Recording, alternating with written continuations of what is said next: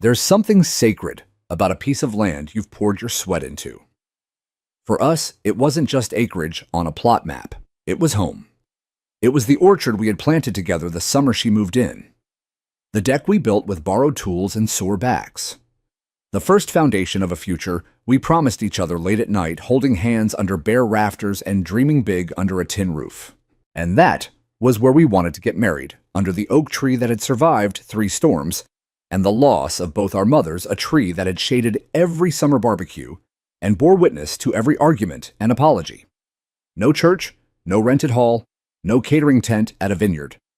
Just that patch of grass where our footprints overlapped from years of living side by side. It was her idea, really. "Let's keep it simple," she said one night while folding laundry. "You, me, and whoever loves us enough to sit on a folding chair." We made a plan. The wedding would be in late October. Still warm enough, but not stifling. We'd hang string lights from the fence posts and run a small generator for the music. My cousin would officiate, and her sister would bake the cake. Guests could bring their own drinks and lawn chairs. Everyone we invited understood what kind of people we were low-key grateful and not big on pretense. We didn't belong to an HOA. That was important to me. When we bought the land 10 years earlier, I'd specifically looked for properties that didn't fall under HOA control. I'd seen too many horror stories, overreaching bylaws, abusive fines committees run like tiny dictatorships. No thank you. This land was zoned rural residential, and while there were some nearby communities under HOA supervision, ours wasn't one of them. We filed for a temporary use permit just to be safe, even though our gathering didn't meet the size requirement that technically needed one. The city clerk was a former classmate of mine. She looked over our plan, chuckled, and said, "Y'all are good, just keep the noise down after 10. We spent the week leading up to the wedding setting everything up. Her dad helped string lights between the trees. My nephews mowed the field and lined the parking with chalk and rope. A friend brought over hay bales to use as benches. Every time I looked at her, whether she was arranging wildflowers in tin cans or wrestling a windblown tablecloth, I felt like I was already the luckiest man alive. And that's when we first saw her Karen. She didn't introduce herself as Karen, of course. She walked along the back fence like she was out for a casual stroll, but her eyes scanned everything, measuring, cataloging. She had a small notepad in one hand and a phone in the other. She wore one of those zip-up vests with the HOA logo embroidered on it, though again, we didn't live in her jurisdiction. "Can I help you?" I asked, wiping my hands on my jeans and walking toward the fence line. She peered over the top of her sunglasses. "Are you aware of the bylaws prohibiting outdoor events without approval?" I blinked. "You must be mistaken. This isn't under HOA oversight." She gave a tight smile. "It borders our community. There's shared visibility." I looked around. There were trees separating us from the development, to the north tall ones. You couldn't see our yard unless you were trying. "This is private property," I said, careful to keep my voice level. "We're having a family wedding here. Everything's legal." She jotted something down. "Noise carries. Parking impacts traffic. Don't be surprised if you get a visit." Then she turned and walked off like she hadn't just dropped a verbal grenade. I went back to work, but the tension clung to me like humidity. I didn't mention it to my fiancée that evening, not because I was hiding it, but because I didn't want to ruin her excitement. She'd been beaming all week. After 2 hard years, health scares, job transitions, and losing our dog, it felt like we were finally stepping into a season of joy. That night, I sat on the porch and looked out at the lights we'd hung. They swayed in the breeze like stars caught on string. I sipped my beer and reminded myself, she can't touch us. Karen might rattle her clipboard and toss around HOA jargon, but we had the deed, the zoning documents, and the law on our side. Still, something gnawed at me. I'd seen people like her before, powerful, not because they had power, but because they craved it. Sometimes those are the most dangerous kind. I didn't sleep well. The next morning, I found a folded piece of paper stuck in the screen door. No envelope, no stamp, just a message. In bold font, this event appears to be in violation of Chapter 12.4 of the Community Standards Bylaws. Immediate compliance required. My stomach sank. This wasn't a legal notice. It wasn't even from the city. The formatting was off, the wording vague, but it looked official enough to fool someone. I flipped it over. No name, no contact. Just a fake seal, stamped in faded ink that looked like it came from a home printer. I brought it inside and laid it on the table. When she saw it, my fiancée narrowed her eyes. "What is this?" "Some garbage Karen dropped off," I muttered. "I'll take care of it." But she wouldn't let it go. This kind of thing could scare people. What if someone else gets a note like this and cancels something important? She's trying to intimidate us. I nodded slowly. She was right. This wasn't just about us. It was about someone trying to exert authority where none existed. So I made copies of the deed, the permit exemption, and printed out the zoning map from the county website. I kept them in a folder near the front door, just in case. Because if Karen thought she could bluff her way into shutting us down, she was in for a surprise. The night before the wedding, we held a small rehearsal dinner on the deck. People laughed. Music played softly. We roasted marshmallows and shared stories. It was perfect. But I kept one eye on the driveway. And just before midnight, I saw a flashlight beam sweep across the edge of the trees. It didn't come closer. It paused, then slowly disappeared. I didn't mention it to anyone. But deep inside, I knew this wasn't over yet. The morning of our wedding was so calm it felt unnatural. Sunlight filtered through the trees that ringed the property, falling in soft golden bands across the dew-covered grass. My brother set up the folding chairs in rows, careful to keep them facing the lake. My sister-in-law and her kids strung wildflowers along the arch we'd made from old fencing wood. The speaker in the wheelbarrow was softly playing the song we'd walked down the aisle to. It was simple, peaceful, exactly how we'd imagined it. I hadn't even thought about Karen that morning. Not until the first siren split the air. It was a shrill rising wail in the distance, getting louder closer. Everyone paused. My nephew stopped mid-swing on a hammock. My wife-to-be turned from her reflection in the bedroom window. The music cut out. The air shifted. And then, the red and blue lights appeared at the top of the gravel drive. 2 sheriff's cruisers. They didn't roll in slowly either. No, these cars came barreling down, like there was an active disturbance underway, like someone had called in a serious emergency.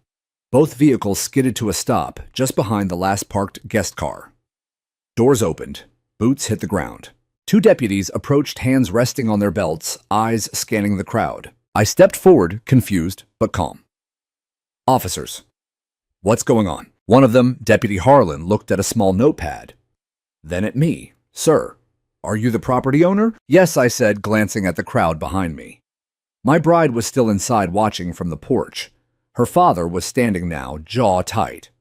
My best man looked like he was ready to throw something. "We received a 911 call reporting an unauthorized event taking place on this property," the deputy said. "Potential zoning violations. There were also reports of public disturbance and safety concerns." I blinked. "What?" He shifted, clearly uncomfortable. "We were told this was HOA-controlled land and that you were hosting a public gathering without permit approval." They described a wedding of more than 30 people and claimed there was alcohol being served in violation of local code. I laughed out of sheer disbelief. "You've got to be kidding me." The second officer, a younger deputy who hadn't said anything yet, squinted toward the archway. "This is a wedding." "Yes," I said slowly. "My wedding on my land. And none of this," I waved toward the surrounding trees, "is under HOA jurisdiction." Behind them, a third car was pulling up. I didn't recognize it right away. But the moment the door opened, my heart flipped with both relief and irony. My wife stepped out. Full uniform, badge gleaming. Her name, Captain A. Ramos, clear as day, above her chest pocket. The moment the deputies saw her, their entire posture changed. "Afternoon," she said, her voice even. "Everything all right here?" The 2 men exchanged glances. "Ma'am, we were responding to a call. Said there was an unpermitted event." "From whom?" she asked. "Anonymous tip," the younger one offered. "I can guess the name," she muttered. Then louder, "Officers, this property is owned by my husband and me. We've had the zoning confirmed. This land was annexed before the HOA was ever incorporated. We are not subject to their regulations. You're being played." Deputy Harlan sighed. "Do you have documentation?" I handed over the folder, the same one I delivered to Karen's house days earlier. Parcel maps, exemption forms, a copy of the HOA charter with our address explicitly excluded. He reviewed them in silence. After a few minutes, he nodded. "This checks out. I'm sorry, folks. We were just responding to the call." I heard a phone camera shutter behind me. Someone was recording. Probably my cousin. I didn't stop them. "You're free to proceed," the deputy said. "We apologize for the interruption." From across the road behind a wrought iron fence, Karen stood with arms crossed, phone still in hand. Her expression was part satisfaction, part confusion. She was probably expecting handcuffs. Instead, she got applause, because the moment the deputies left, heads slightly bowed muttering apologies, the guests erupted. Not in chaos, but in laughter and cheers. Someone shouted, "Now that's how you start a marriage." My uncle raised his beer and toasted to law and order. Even my wife laughed, which made the whole thing suddenly feel okay again. But I couldn't shake the feeling. This wasn't the end of it. Karen had called 911.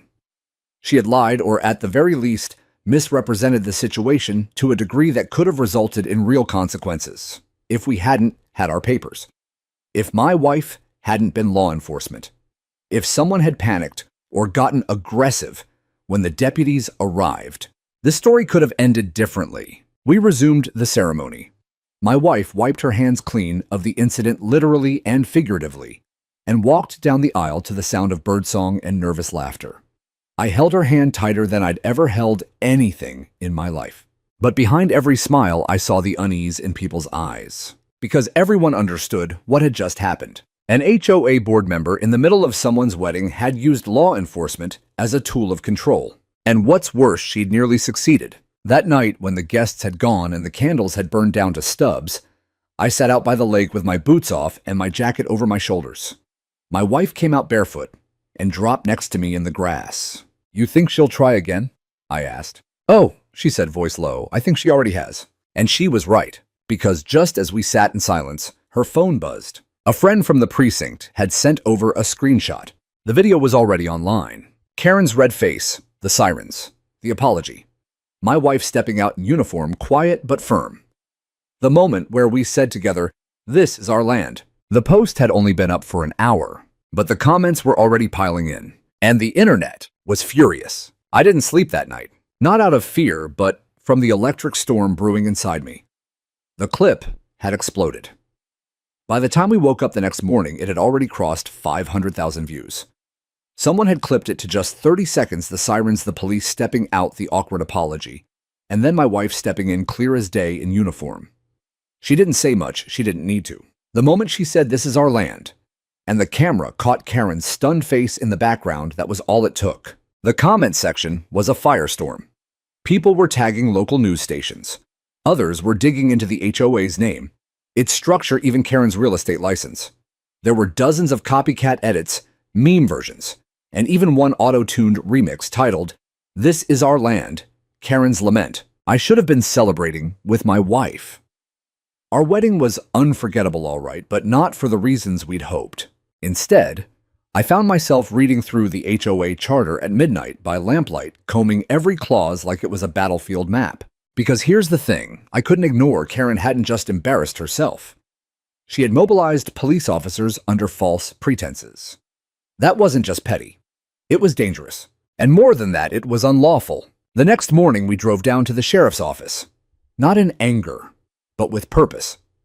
We weren't filing a complaint, not yet.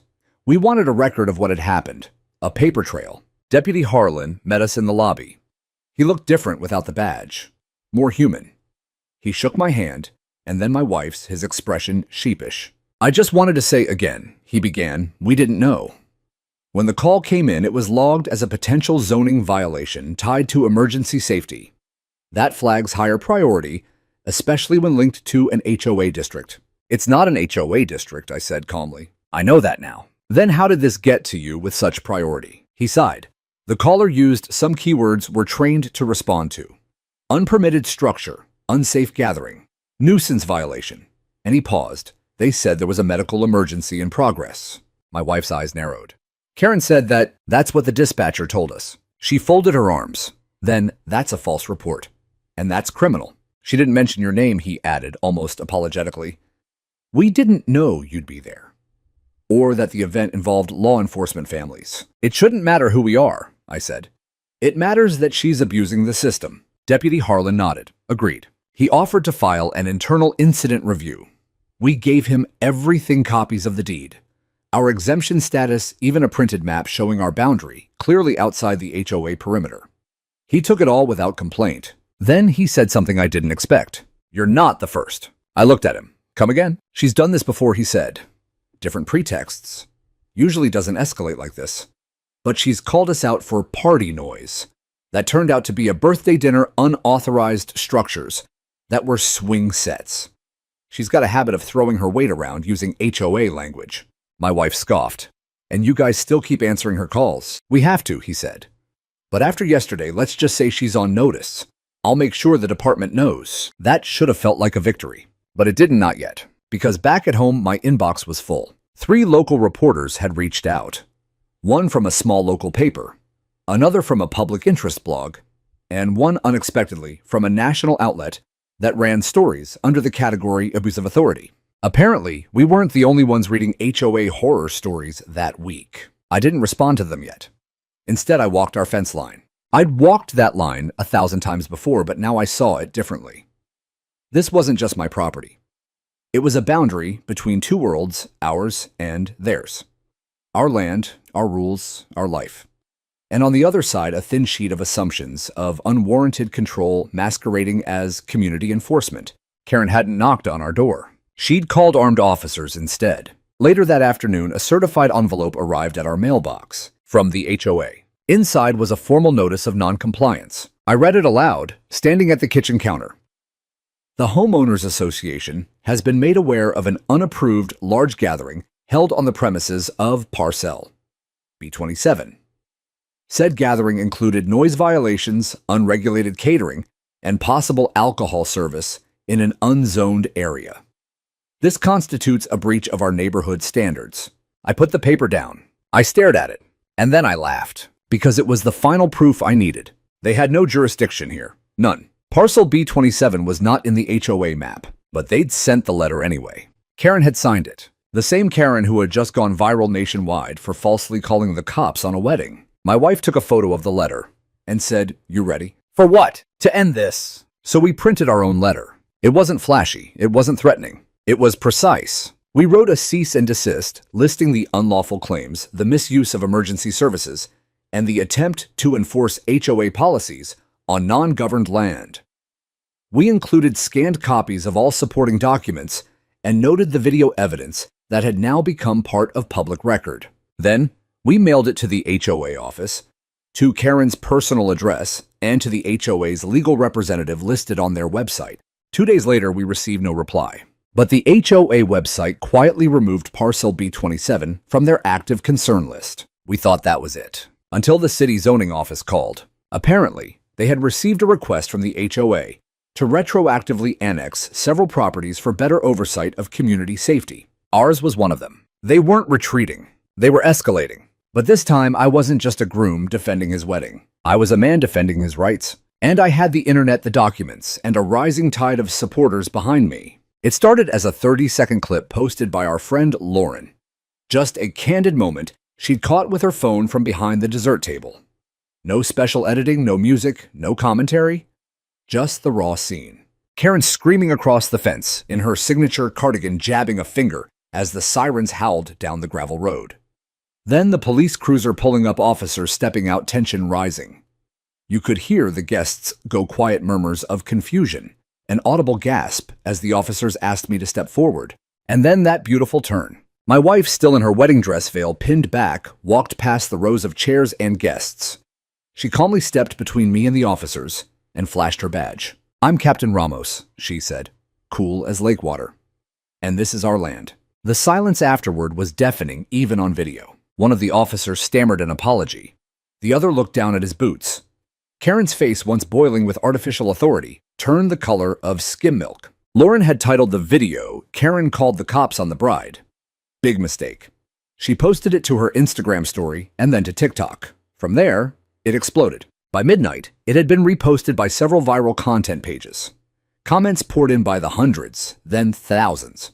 People weren't just entertained.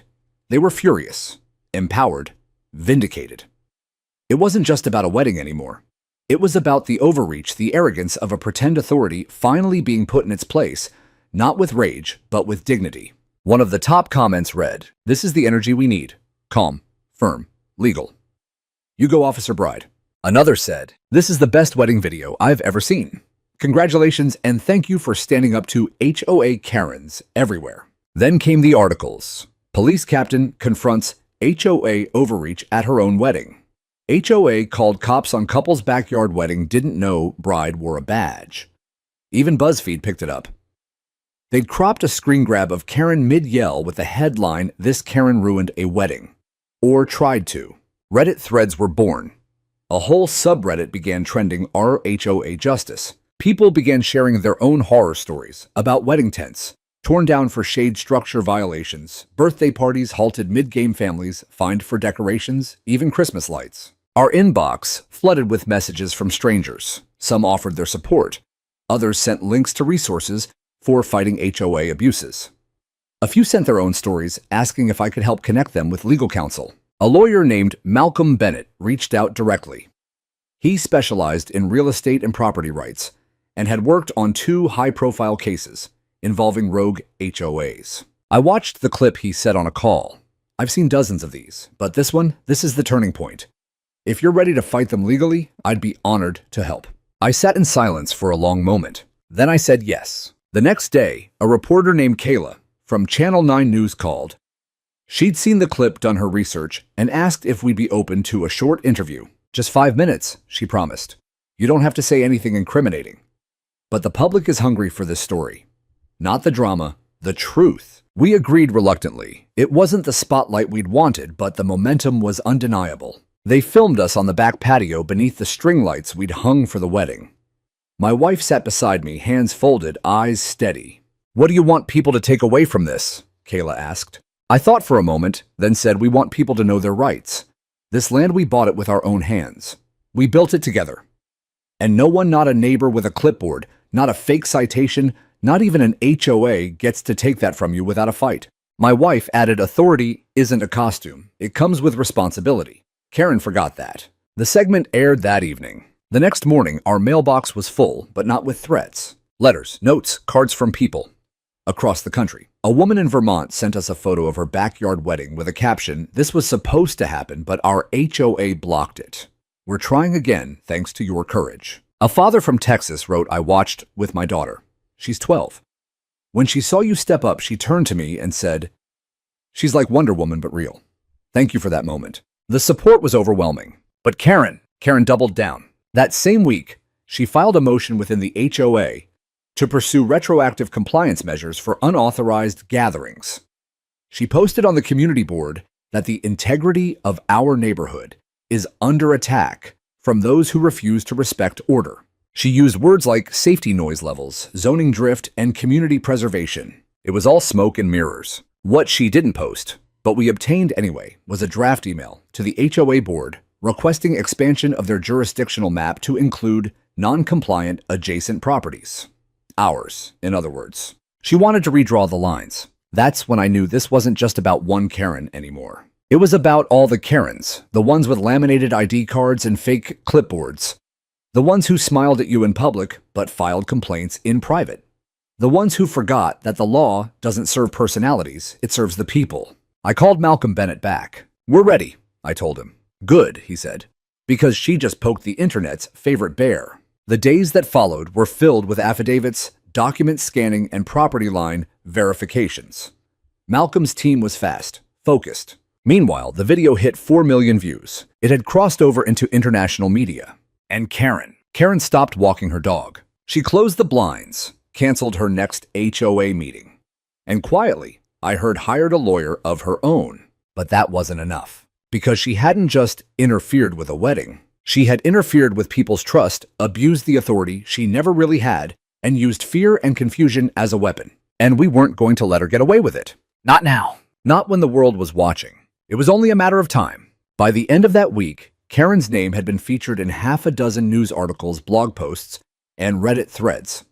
While we never publicly disclosed her full name, the community didn't need help connecting the dots. Everyone knew who had stood at the fence in that viral video, waving her arms like a traffic cop possessed. At first, she tried to disappear into silence. Her curtains stayed drawn. Her usual morning routine, watering plants at exactly 6:45, inspecting mailbox stands with her ever-present clipboard, vanished overnight. Her presence on the HOA message board went dormant. For a brief moment, it almost looked like she'd taken the hint. But the internet never forgets, and the neighborhood wasn't so quick to forgive. One neighbor posted a photo of the community garden, once a peaceful spot, and captioned it, "Remember when Karen fined us for having too many sunflowers? Hashtag free the flowers." Another shared an old email where Karen had tried to ban chalk art on sidewalks, calling it graffiti adjacent. That post got over 3,000 likes in 2 hours. It wasn't just cathartic, it was a reckoning. The Homeowners Association Board, which had once silently supported her crusade, began feeling the heat. Emails poured in from residents demanding a review of her actions. Some were blunt, "Remove her or we remove our dues." Others were more strategic. "We're requesting an emergency meeting to discuss violations of power by sitting HOA members." And then came the petition, started by a local couple who'd once been cited by Karen for parking infractions. After hosting their daughter's birthday party, the petition called for a full audit of HOA practices, starting with Karen's conduct. Within 48 hours, it had over 120 signatures, nearly half the neighborhood. That's when Karen finally spoke. She posted a long-winded letter on the HOA bulletin board, printed in all caps, stapled so carelessly it slumped off one corner. It began with "Dear neighbors" and went downhill from there. She blamed external agitators, claimed the video had been taken out of context, and accused us, me and my wife, of weaponizing social media for personal gain. She even implied we had misrepresented property boundaries and manipulated police HOA sympathies. The kicker, she ended with a quote attributed to Abraham Lincoln, only it was from a movie adaptation. People weren't impressed. Someone printed her letter, marked it up like a high school English essay. Citation needed unsubstantiated. Try again, and taped it below her own original post. Another person brought popcorn to the HOA mailbox hut and filmed a dramatic reading of the entire letter, complete with theatrical gasps and violin music. That clip went viral too. But underneath the jokes was a real current of anger, because it wasn't just that Karen had made a scene. It was the sense of betrayal. The fact that someone who claimed to serve the community had used fear and false authority to police people's joy to call the cops on a wedding, no less. The HOA board couldn't ignore it any longer. A few days later, we received notice an emergency HOA meeting would be held in the community center gymnasium. The agenda was clear: review of recent incidents involving community members and HOA conduct. I didn't want to go. I didn't want to stand in front of neighbors and rehash one of the most humiliating moments of our lives. But my wife reminded me it wasn't about us anymore. So we went. The gym was packed. Folding chairs stretched wall to wall. People stood in the aisles. Some had babies on their hips. Others carried legal pads, printed emails, photo evidence. A few wore shirts that read, "This is our land," which made my wife smile despite herself. Karen sat near the front, stiff-backed, wearing her usual white blouse and navy trousers like armor. Her jaw was locked. She didn't make eye contact. The board president opened the meeting with a few shaky words about community cohesion. Then they opened the floor. What followed was an avalanche. One woman stood and said she'd been fined for installing solar panels, despite having pre-approval. A man said Karen had knocked on his door 3 times in 1 week over a wind chime. A teenager spoke, tears in her eyes, about how she'd been reported for loitering while sitting on her own front steps reading a book. Story after story spilled out. Some were petty. Some were serious. All of them painted a picture that could no longer be dismissed as neighborly misunderstandings. This was targeted harassment disguised as order. Abuse wrapped in the rules. When it was our turn, I stood slowly. I kept my voice steady. "I don't want revenge," I said. "I don't want attention.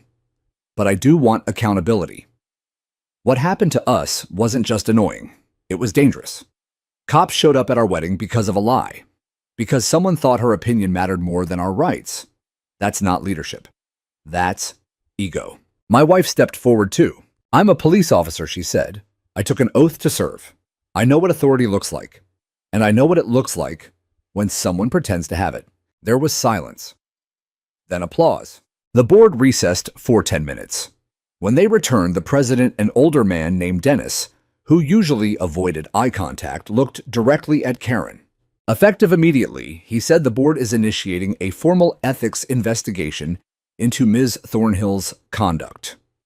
During this process, she will be suspended from acting in any official HOA capacity. You could hear the air leave the room. Karen didn't speak. She stood, gathered her binder, and walked out without a word. Some people clapped. others just exhaled. That night, the neighborhood felt different. Porch lights were on. People stood outside chatting. Someone brought over cupcakes left from their kids' party.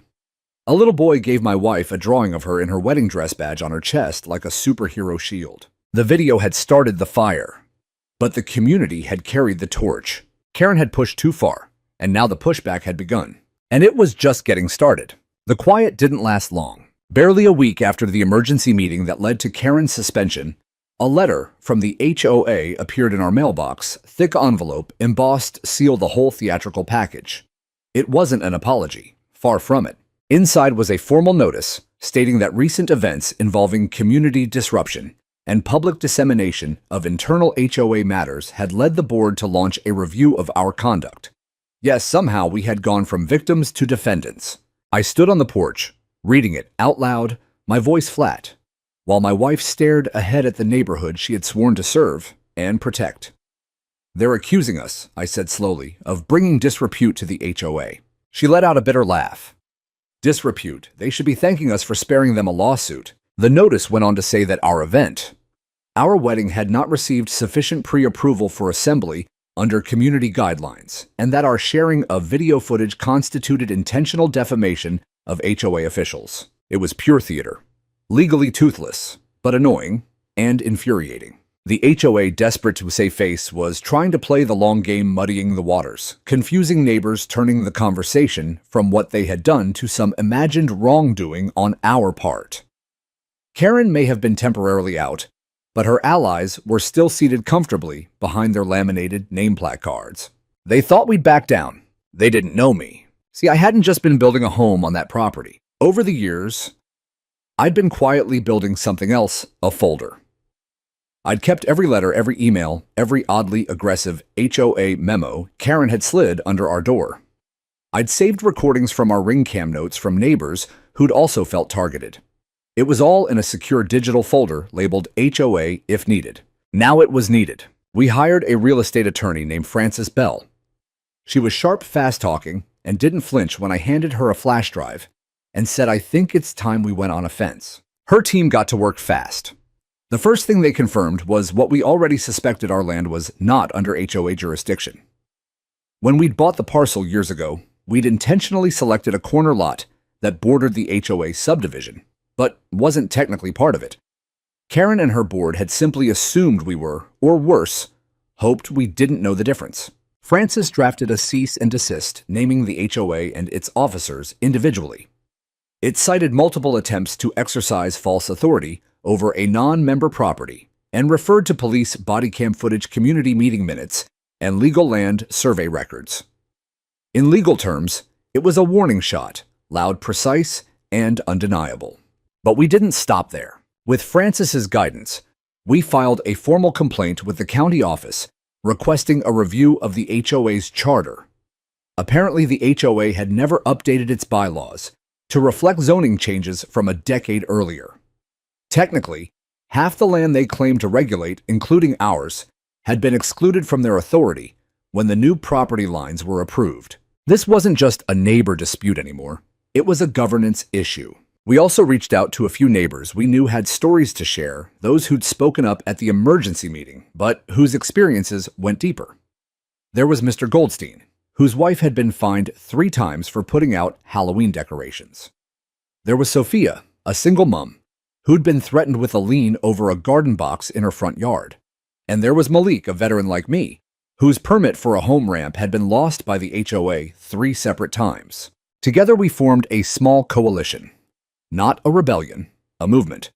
We called ourselves the Boundary Group, partly because we lived near the edge of the HOA's claimed territory, and partly because we believed in setting boundaries of our own. We created a website, not to attack, but to inform. We posted public zoning maps, copies of letters, and a timeline of events.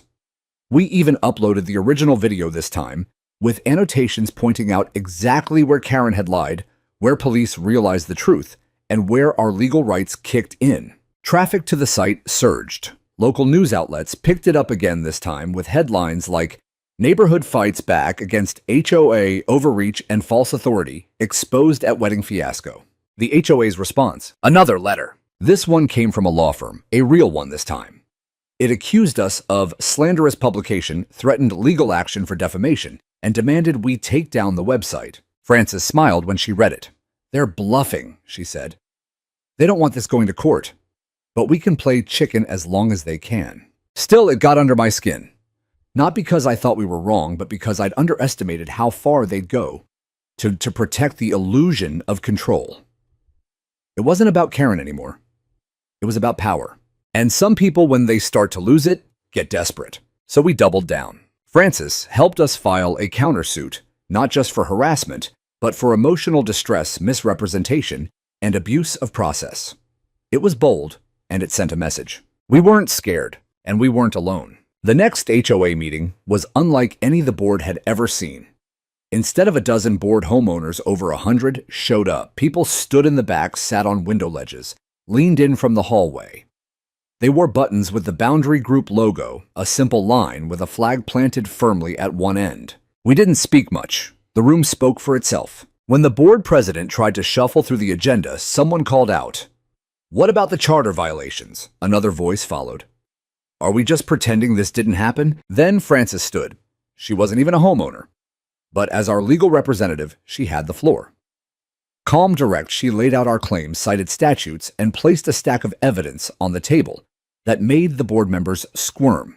When she finished, no one clapped. They didn't need to. The silence was louder. It was the sound of a grip loosening. That night, I stood on our porch again. Same view, same land, but everything felt different. Not because we'd won. We hadn't, not yet. But because we were finally fighting with clarity, not just anger. HOAs are supposed to protect, not punish. They're supposed to serve, not rule. And as far as I was concerned, their time of unchecked authority was coming to an end. It wasn't about revenge anymore, not really. By the time we filed our official lawsuit against the HOA board, the tone in the neighborhood had already shifted.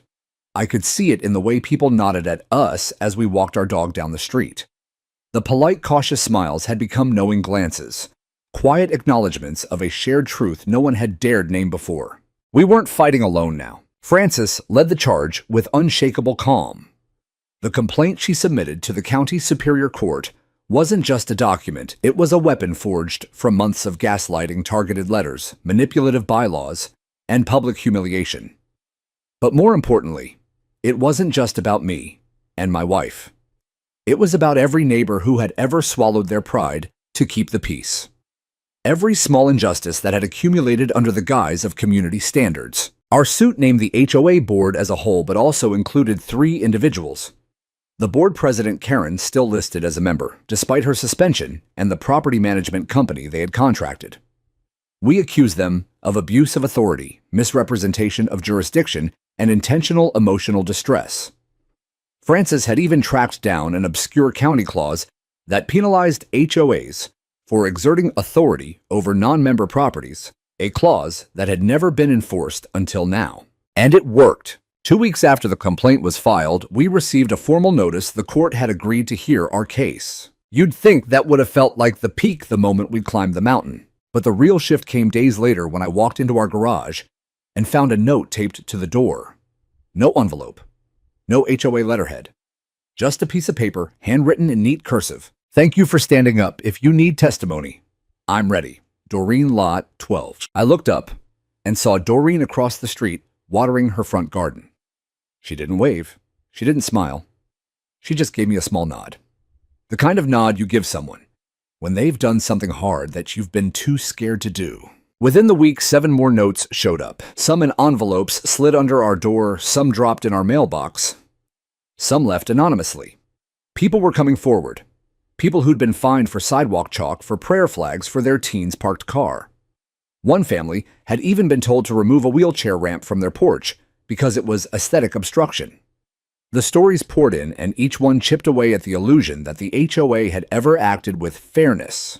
Frances compiled the statements, submitted amendments to our case, and requested a hearing date. Meanwhile, Karen made a final mistake. She showed up at my wife's workplace. Now, my wife isn't just a police officer.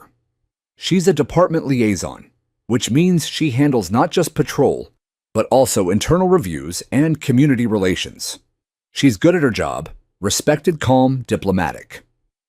So when Karen marched into the station demanding a meeting with whoever's in charge of public events and began ranting about reputational damage from false arrest footage, she didn't expect to come face to face with my wife in uniform. I heard the story from the front desk officer later that night. Apparently, Karen's face turned the color of drywall. She tried to backpedal, claimed it was all a neighborhood misunderstanding, but it was too late.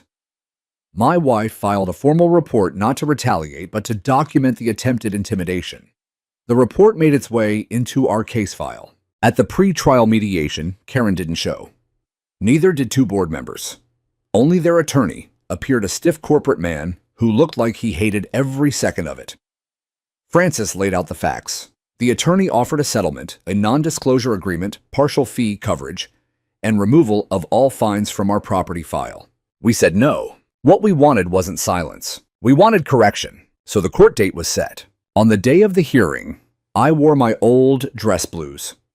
Not for drama, but because I'd served 20 years in the military, defending rights I now had to defend in my own backyard. My wife walked beside me in her department blazer. Francis led the way with a binder under one arm and confidence in every step. The courtroom was half full. Neighbors, reporters, even the city council liaison showed up, sitting quietly in the back. Francis opened with facts. Clear, chronological, relentless. She walked the judge through the land ownership documents, the jurisdiction maps, the violation, notices, the emails, the video footage, the police report, the social media harassment. By the time she paused for water, the judge, a middle-aged man with sharp eyes and a slow pen, was already flipping back through his folder, nodding slowly. The defense stuttered. They tried to spin it as a misunderstanding, tried to frame our website as a smear campaign, tried to claim the HOA had a right to enforce community expectations even if the boundary was blurred. But the judge wasn't buying it. He interrupted halfway through their statement. "Let's be clear," he said. "The plaintiffs were not under HOA jurisdiction." "Correct." Their lawyer hesitated. "Technically, yes, Your Honor. And the HOA issued a violation notice against a property they had no right to govern." "Yes, but..." Then this court sees no justification for continued escalation by the HOA, especially after the property owner clarified ownership boundaries. "I see evidence here of harassment, not community management." The gavel came down before he finished his final sentence. "We won!" But it wasn't the victory that made me emotional. It was what came after. The HOA was ordered to issue a formal public apology, rescind all past warnings and notices, and rewrite their charter to reflect actual boundaries. Karen was permanently removed from the board. The president resigned 2 days later. And at the next meeting, the community voted overwhelmingly to dissolve the current board and hold a fresh election with oversight from an external moderator. I didn't run for anything. Neither did my wife. We didn't need power. We just needed peace. As we walked out of the courthouse that day, reporters tried to stop us. "What do you want the world to know?" one shouted. I looked into the camera, steady as I could, that your home isn't just where you sleep. It's where you stand. And sometimes standing up means everything. Then I took my wife's hand, and we went home. 2 months after the hearing, on a warm spring afternoon, we stood once more beneath the oak tree at the back of our property, the same one where we had exchanged our vows the first time. Before the sirens, before the chaos. This time there was no tension, no uncertainty, no rustle of HOA letters slipped into our mailbox. Just a long table beneath string lights, hand-picked wildflowers, and the people who had stood by us through it all. Doreen came wearing a pale green dress and holding a lemon pie she'd made from scratch. "You two are the reason I stayed," she whispered to my wife as she set the pie down. "I almost moved away last year, but then I saw you fight." The family who'd once been fined for sidewalk chalk brought their twin girls who now ran barefoot across our lawn, giggling and tossing flower petals like confetti. Even Leon from 3 blocks over, the man who once kept his garage door meticulously timed to HOA specs, showed up in a Hawaiian shirt holding a six-pack and grinning like a college kid. This time, I said in my toast, raising a glass of sweet tea instead of champagne, "We stand not just as husband and wife, but as neighbors, free, proud, and fully on our own soil." Applause followed. Not dramatic, not roaring. Just warm, genuine. Like a breeze finding its way through stubborn trees. Karen, of course, was gone. After the ruling, her presence in the neighborhood had shriveled. She tried to cling to some dignity, released a weak public statement about stepping back to allow healing. But by then, it was too late. The viral video had done its job not because it shamed her, but because it illuminated something deeper. People were tired. Tired of being afraid in their own homes. Tired of whispered threats disguised as rules. Tired of smiling politely at a woman who measured worth by lawn color and mailbox design. The HOA board that replaced her was temporary transitional. But it was made up of people like Mr. Powell, a retired teacher. Like Josie, a mother of 3. People who believed that community started with trust, not fear. They revised the charter, shrunk the boundaries to reflect actual legal jurisdiction, added clauses about homeowner rights, transparency, and mandatory consent before enforcement. And most surprisingly of all, they created a peacekeeper clause, a provision that allowed for third-party mediation before any fines or warnings were issued. A concept inspired directly by what happened at our wedding. But those were details. What stayed with me most wasn't the new bylaws or the public apologies. It was what happened 3 weeks after the second wedding. I was sitting on our back deck legs, stretched out, coffee in hand, watching the sunrise. My wife was still asleep inside, curled up with our dog, who now insisted on sleeping on our bed. The air was soft birdsong threading through the trees. And for the first time in a long while, I didn't feel the weight of vigilance. I wasn't listening for footsteps or legal threats. I was just being. And then I heard it, a small knock on our gate. I walked over expecting a delivery driver or a neighbor, but it was a boy, maybe 10 years old, holding a school project in his hand. A trifold board with photos, newspaper clippings, and the title, Local Heroes. I blinked. Can I help you? My teacher said we could do our report on someone who changed something real. He said, voice shaking slightly. My dad said you and your wife stopped the HOA from taking over everything. Is that true? I looked down at his project. There was our photo me in my old uniform. My wife in her department blues standing outside the courthouse. Below it, a caption, they said no. I smiled. Well, I said opening the gate for him, why don't you come in and I'll tell you the whole story. He nodded, stepping in carefully, as if the ground might still bite back. But it didn't. The land welcomed him just like it had always welcomed us. Like it did anyone who came without malice, without entitlement, just with the hope of belonging. That's what I'd fought for. Not just a wedding or a piece of dirt, but the right to feel safe at home and free. And as the boy sat down at the picnic table, flipping open his notebook, I realized something else. Justice hadn't been the end of our story. It had been the beginning of everyone else's.